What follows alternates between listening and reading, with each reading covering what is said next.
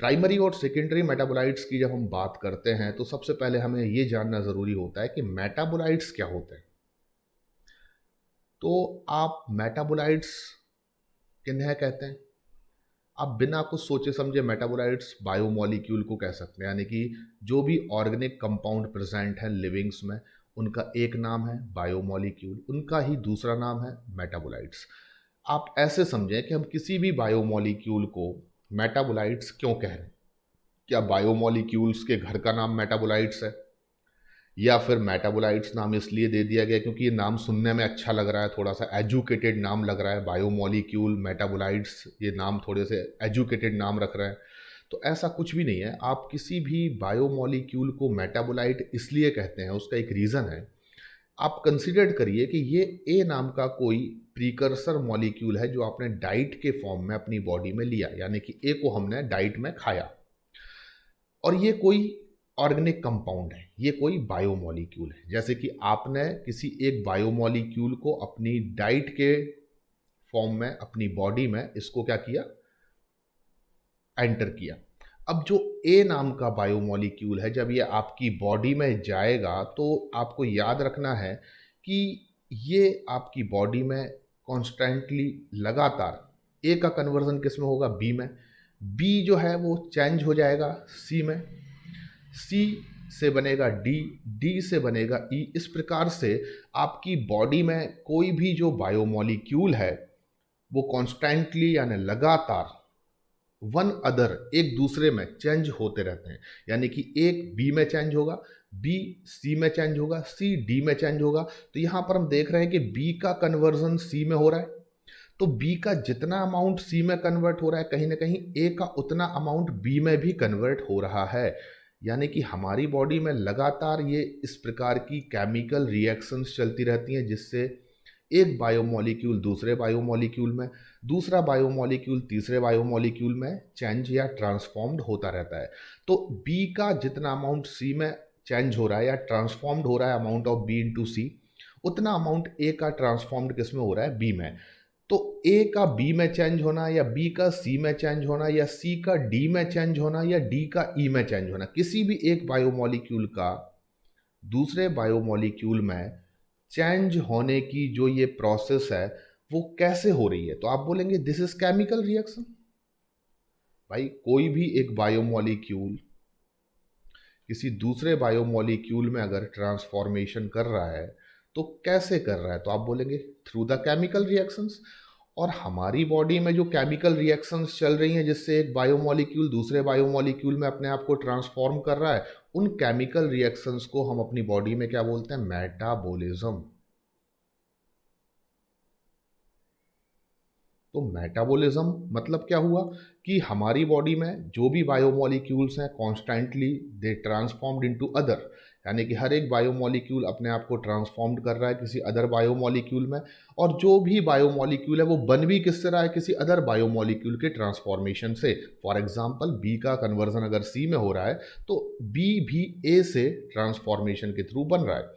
तो एक बायोमॉलिक्यूल का दूसरे बायोमॉलिक्यूल में ट्रांसफॉर्मेशन होने की जो प्रोसेस है वो एक्चुअली में केमिकल रिएक्शन है, जिसको हम क्या बोलते हैं, मेटाबॉलिज्म।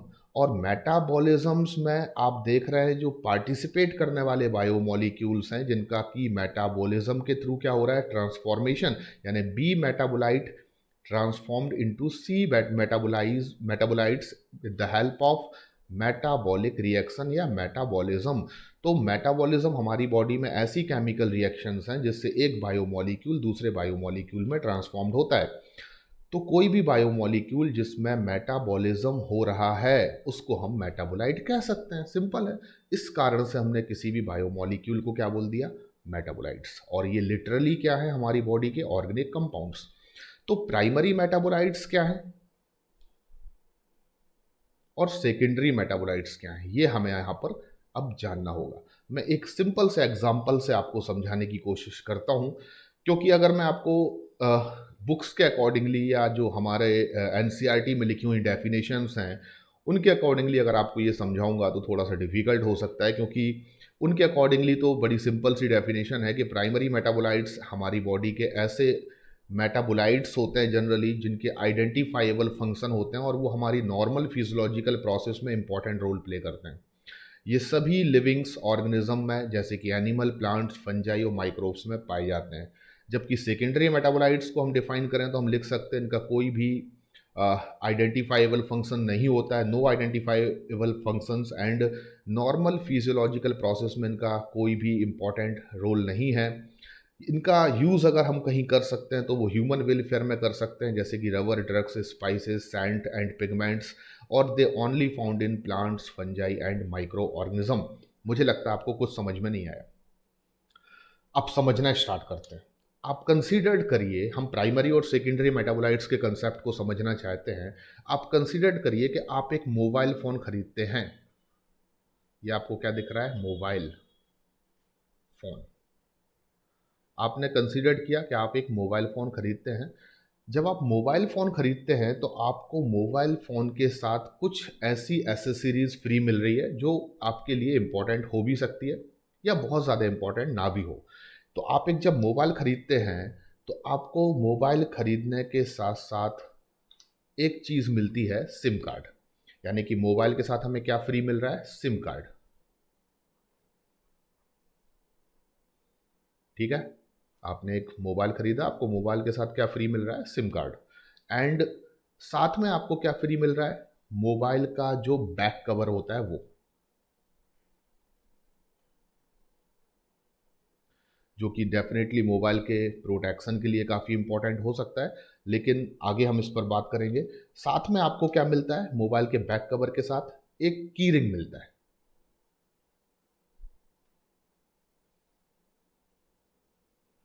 तो आपने एक मोबाइल खरीदा। जब आपने मोबाइल खरीदा तो आपको मोबाइल के साथ कुछ सामान फ्री मिल रहा है, जैसे कि आपको सिम कार्ड मिलता है, आपको बैक कवर मिलता है, आपको की रिंग मिलता है। ये 3 डिफरेंट आइटम आपको एक मोबाइल खरीदने पर आपको मोबाइल के साथ में मिलते हैं। अब मैं यहाँ पर ये समझाना चाहता हूँ आपको कि जब आप मोबाइल खरीद कर अपने घर ले जाते हैं, आप उसके साथ एक सिम कार्ड भी ले जा रहे हैं, आप उसके साथ बैक कवर भी ले जा रहे हैं, आप उसके साथ एक की रिंग भी ले जा रहे हैं, तो मुझे आप ये बताइए, क्या हम लोग मोबाइल का जो भी फंक्शन है, फॉर एग्जांपल कि हम मोबाइल का यूज़ किस काम में करेंगे? कॉल करने में, एसएमएस करने में, फेसबुक चलाने में, या और भी कई कामों में, इंटरनेट चलाने में, लाइव क्लासेस लेने में टीचर्स के थ्रू। तो अगर हम मोबाइल के फंक्शन को यूटिलाइज करना चाहते हैं तो इसका फंक्शन या इसका जो भी कह सकते हैं हम यूज़ करना चाहते हैं, क्या वो बिना सिम कार्ड के पॉसिबल है? तो आप बोलेंगे नहीं है। तो मैं कहूँगा जो सिम कार्ड आपको मिला है वो सबसे पहले आप अपने मोबाइल में लगाएंगे इस तरीके से, और देन आप अपने मोबाइल में फिर वो सभी फंक्शंस का यूज़ कर सकते हैं जो मोबाइल खरीदने के पीछे आपके मोटिव रहे, जैसे कि मोबाइल से आप कॉल कर सकते हैं, एसएमएस कर सकते हैं, फेसबुक, इंटरनेट चला सकते हैं। तो मैं कहूँगा कि सिम कार्ड एक ऐसा मेटाबोलाइट्स है that play very important role in normal physiology of mobile phone, क्योंकि आप सिम कार्ड के बिना मोबाइल फ़ोन का यूज़ नहीं कर सकते। यानी कि इसका बहुत ही ज़्यादा आइडेंटिफाइबल रोल है। It play very important role in normal physiology of mobile phone. यानी मोबाइल फ़ोन के फंक्शनिंग को चलाने के लिए sim card is very important. उसके बिना ये पॉसिबल नहीं है कि आप मोबाइल का यूज़ कर पाएँ।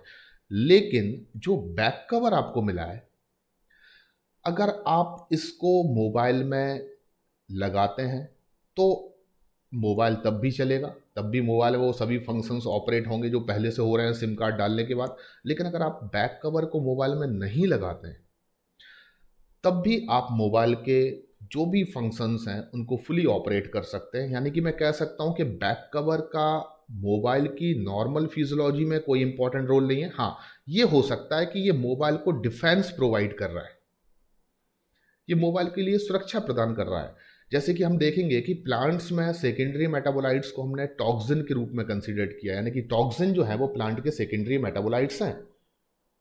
तो क्यों है? तो उन टॉक्सिन्स को जो प्लांट बना रहे हैं वो प्लांट की नॉर्मल फिजियोलॉजी में कोई रोल प्ले नहीं कर रहे हैं, जैसे बैक कवर मोबाइल की नॉर्मल फिजियोलॉजी में कोई रोल प्ले नहीं कर रहा है। लेकिन वो टॉक्सिन अगर प्लांट प्रोड्यूस कर रहा है तो उससे प्लांट को एक छोटा सा फायदा ये है कि जो उनके प्रीडेटर इंसेक्ट्स होते हैं, जो उनके प्रीडेटर वर्ड होते हैं, पक्षी होते हैं, वो उन प्लांट को खाना पसंद नहीं करते क्योंकि उनमें टॉक्सिन होते हैं और उसकी वजह से उनको नुकसान हो सकता है। सिमिलरली एक मोबाइल के साथ मिला हुआ बैक कवर यहाँ पर प्राइमरी मेटाबोलाइट्स नहीं कंसीडर किया जाएगा, इसको हम सेकेंडरी मेटाबोलाइट कंसीडर करेंगे क्योंकि इसका आइडेंटिफाइबल रोल नहीं है, ये नॉर्मल फिजियोलॉजी में कोई इंपॉर्टेंट फंक्शन प्ले नहीं कर रहा है। हाँ, ये डिफेंस में यूजफुल हो सकता है, तो ये हम कंसीडर कर रहे हैं। अब हम की रिंग की बात करते हैं।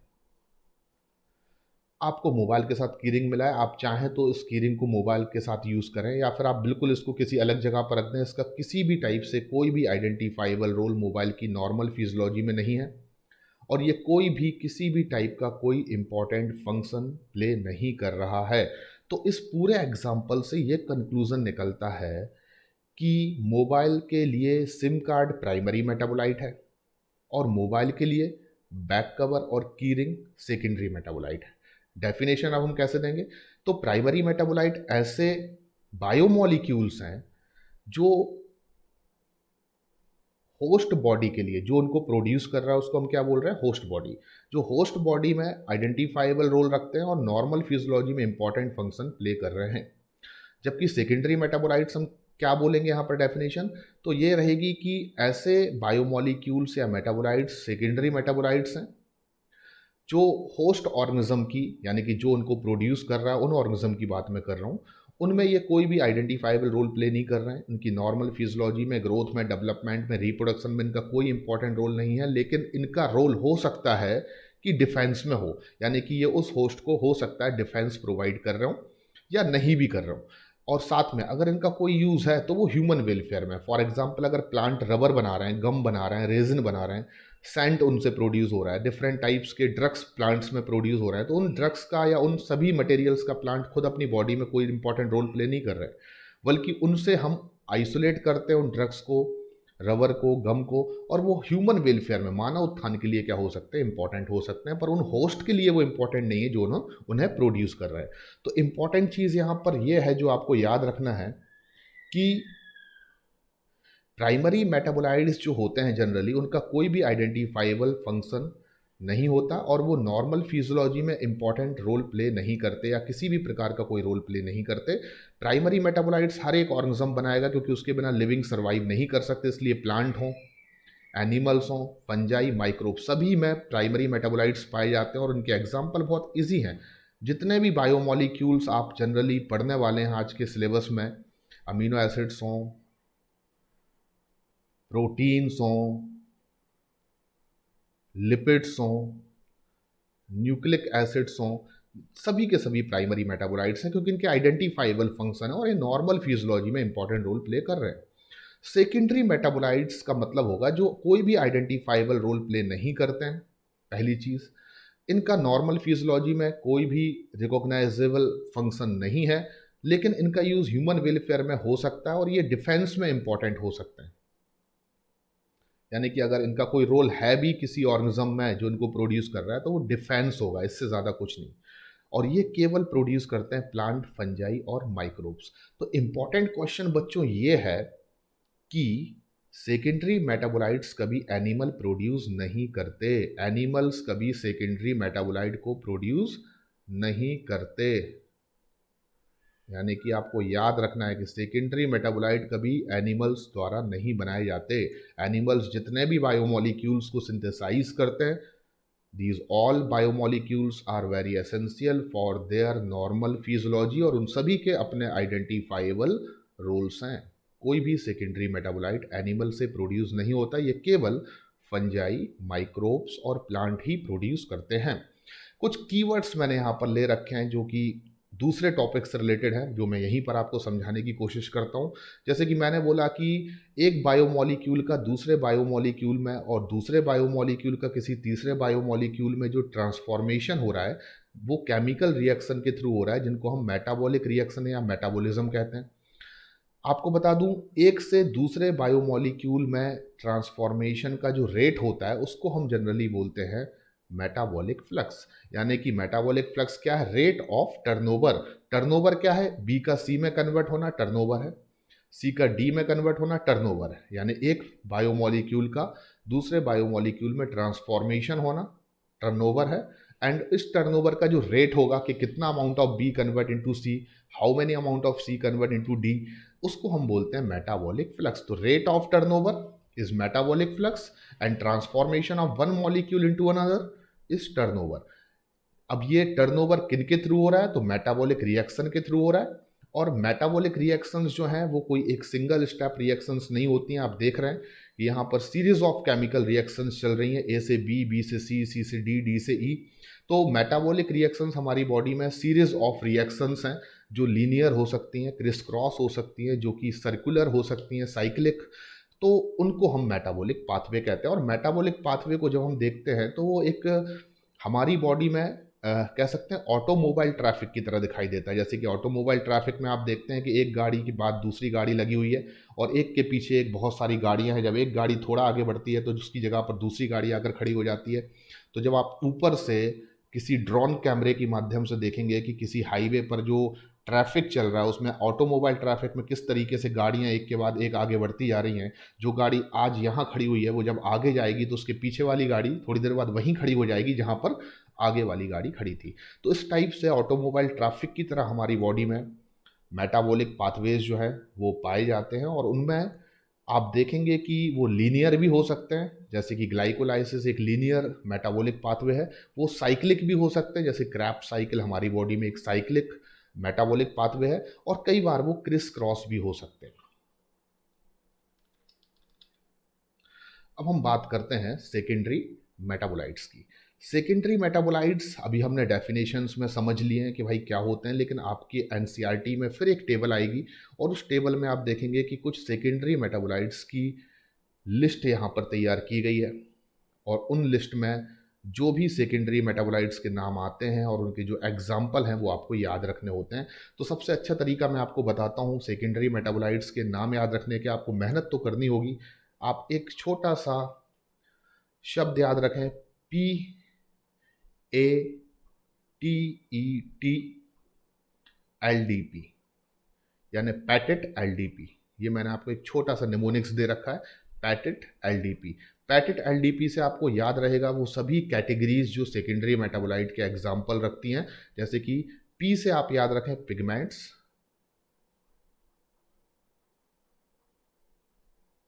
ए से आप याद रखें अल्केलॉइड्स, टी से आप याद रखें टर्पेनॉइड्स,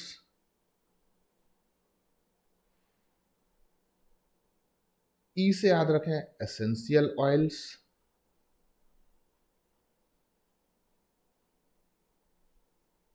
उसके बाद टी से याद रखें टॉक्सिन, एल से याद रखें लैक्टिन, डी से याद रखें ड्रग्स और पी से याद रखें नेक्स्ट पॉलीमेरिक सब्सटेंस।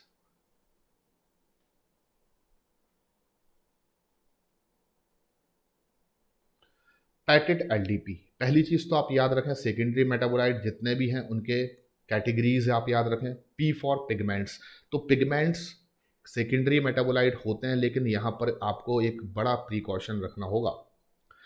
कोई भी पिगमेंट सेकेंडरी मेटाबोलाइट नहीं है। आप तो फोटोसिंथेटिक पिगमेंट्स को भी पिगमेंट बोलते हैं। आप जब बायोलॉजी पढ़ते हैं तो आप मिलानन को भी पिगमेंट बोलते हैं। तो क्या हर पिगमेंट सेकेंडरी मेटाबोलाइट है? बिल्कुल नहीं। पहली बात तो मिलानिन एनिमल्स में पाया जा रहा है। मिलानिन अगर पिगमेंट है और वो सेकेंडरी मेटाबोलाइट है तो अभी अभी मैंने आपसे बोला कि कोई भी सेकेंडरी मेटाबोलाइट एनिमल बॉडी में नहीं बनते। तो सबसे इंपॉर्टेंट चीज़ कि हर पिगमेंट सेकेंडरी मेटाबोलाइट नहीं है। ऐसे पिगमेंट्स को हम सेकेंडरी मेटाबोलाइट्स कह सकते हैं जो कि जनरली प्लांट्स में कलर प्रोड्यूस करने के लिए रिस्पॉन्सिबल हैं, जैसे कि कैरोटेनॉइड्स और एंथ्रोसायनिन। कैरोटेनॉइड्स आपको क्रोमोप्लास्ट में मिल जाएंगे प्लांट्स के, जो कि प्लास्टिड है एक प्रकार के। और एंथ्रोसाइनिन आपको वाटर सैप वैक्यूल्स में मिलने वाले पिगमेंट्स हैं। दोनों ही पिगमेंट्स प्लांट्स बॉडी में फ्लावर के या प्लांट के डिफरेंट बॉडी पार्ट्स में कलर को प्रोड्यूस करने के लिए रिस्पॉन्सिबल हैं। अगर ये कलर को प्रोड्यूस नहीं भी करें तो उसके बिना भी प्लांट की फिजियोलॉजी नॉर्मली चल सकती है, यानी कि इनका कोई आइडेंटिफाइबल रोल प्लांट की नॉर्मल फिजियोलॉजी में नहीं है। ये आपको याद रखना है, इसलिए इनको हमने किस में कंसीडर किया, पिगमेंट्स में। तो कलरफुल पिगमेंट्स जो हैं वो सेकेंडरी मेटाबोलाइट्स हैं। कोई भी दुनिया का बायोलॉजिकल बॉडी में पाया जाने वाला पिगमेंट सेकेंडरी मेटाबोलाइट नहीं है। अल्कलॉइड्स, अल्कलॉइड्स के एग्जाम्पल आपको दिए गए, आप लिस्ट में देखेंगे एक मॉर्फिन दिया गया है, एक कोडीन दिया गया है। तो आप alka.com याद रखें हमेशा, alka.com। Alka for alkaloids and com, CO for codeine और M फॉर मॉर्फिन। तो देखिए कोडीन एंड मॉर्फिन। तो अल्कलॉइड्स कौन से हैं जो सेकेंडरी मेटाबोलाइट्स हैं? तो अल्कलॉइड्स में ALKA आएगा, ALKA से आप अल्का याद रखें, एंड .com यानी कि codeine and morphine. Terpenoids, terpenoids मतलब कि तारपीन्स जो ऑयल होते हैं जनरली इंडस्ट्रीज में पेंट बनाने में यूज़ किए जाते हैं, उसमें मोनोटर्पीन आता है, डाई टर्पीन्स आता है, ये आपको याद होना चाहिए। एसेंशियल ऑयल्स में लेमन ग्रास ऑयल आता है और ये एंटी बैक्टीरियल प्रॉपर्टी रखने वाला एक बहुत ही एसेंशियल ऑयल है, आपको याद रखना है। टॉक्सिन में एबरिन आता है और रिसिन आता है, ये दोनों टॉक्सिक सब्सटेंसेज हैं और ये प्लांट बॉडी में प्रोड्यूस होते हैं जनरली। और इन टॉक्सिक सब्सटेंसेस की खासियत है कि ये प्लांट की नॉर्मल फिजियोलॉजी में कोई आइडेंटिफाइबल फंक्शन प्ले नहीं करते हैं, बल्कि इनकी प्रोड्यूस होने की वजह से ऐसे प्लांट्स को उनके प्रीडेटर खाना पसंद नहीं करते। लैक्टिन का मतलब होता है कार्बोहाइड्रेट बाइंडिंग प्रोटीन, हमेशा याद रखें। Lectin means carbohydrate binding protein. कोई भी ऐसा प्रोटीन जो कार्बोहाइड्रेट को बाइंड कर सकता है उसको हम लैक्टिन कहते हैं। तो कार्बोहाइड्रेट बाइंडिंग जो कंपाउंड है वो लैक्टिन है। और लैक्टिन का एग्जाम्पल है कॉनकैनावेलिन ए। और आपको बता दूं कि कॉनकैनावेलिन ए एक ऐसा कार्बोहाइड्रेट बाइंडिंग करने वाला कंपाउंड या प्रोटीन है जिसका यूज़ हम लोग अगर देखें ह्यूमन वेलफेयर में इसका यूज़ बताएं तो इसका यूज़ हम लोग क्रोमेटोग्राफी टेक्निक में करते हैं। तो क्रोमेटोग्राफी में हम लोग इसका यूज़ करते हैं।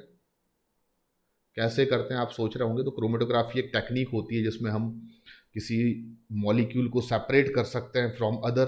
तो उसमें हम लोग क्या करते हैं, एक कॉलम बनाते हैं, कॉलम क्रोमेटोग्राफी होती है जिसमें एक कॉलम होता है, उस कॉलम में हम लोग कॉनकैनावेलिन ए को कोटेड कर देते हैं। जब उस कॉलम से आप किसी ऐसे सॉल्यूशन को पास करते हैं जिस सॉल्यूशन में ग्लाइकोसाइलेटेड कंपाउंड्स होते हैं यानी कार्बोहाइड्रेट कंटेनिंग कंपाउंड्स होते हैं, तो वो कॉनकैनावेलिन ए के साथ बाइंड हो जाते हैं और रिमेनिंग ऑल मटेरियल जो है वो उस कॉलम से पास थ्रू हो जाता है। तो अल्टीमेटली आप इस तरीके से ग्लाइकोसाइलेटेड कंपाउंड्स को सेपरेट कर सकते हैं कॉनकैनावेलिन ए का हेल्प से कॉलम क्रोमेटोग्राफी में। ड्रग्स की हम बात करें तो विनब्लास्टिन और कर्क्यूमिन दोनों ड्रग्स की अपनी बहुत यूजफुल प्रॉपर्टी है। आपको बता दूं कि विनब्लास्टिन एंटी कैंसरस ड्रग है और कई बार ये क्वेश्चन आया है, तो हमेशा याद रखें ड्रग्स में विनब्लास्टिन जो है वो एक एंटी कैंसर ड्रग है।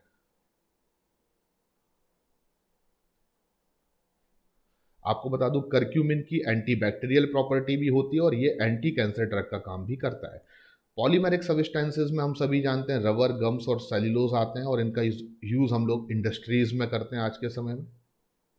तो पेपर का यूज़ हम लोग जनरली पेपर इंडस्ट्रीज़ में किसका यूज़ करते हैं, सेल्यूलोज, क्योंकि पेपर सेल्यूलोज से बने होते हैं। गम और रबर का यूज़ भी इंडस्ट्रीज़ में किया जाता है, यानी कि इनका जो यूज़ है वो ह्यूमन वेलफेयर में। लेकिन जो भी होस्ट इनको प्रोड्यूस कर रहा है उनकी नॉर्मल फिजियोलॉजी में, ग्रोथ में, रिप्रोडक्शन में इनका कोई भी उपयोग